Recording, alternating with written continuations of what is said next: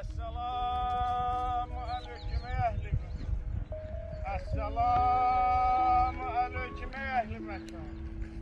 Vel mümininen vel muslimat. Ehli kabirlerin ruhu şad.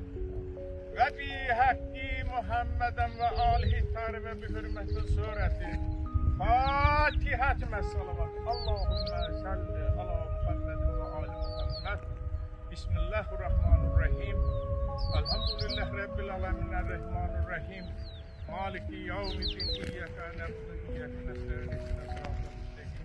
Sıratalellezîne en'amte aleyhim gayril mağdûbi aleyhim veleddâllîn. Bismillahirrahmanirrahim. Allahu ehad, Allahu semed. Lem yelid ve lem yulad ve lem yekun lehu kufuven ehad. Allahümme salli ala Muhammed. Allah bütün qarşılarının əhlinə rəhmət eləsin.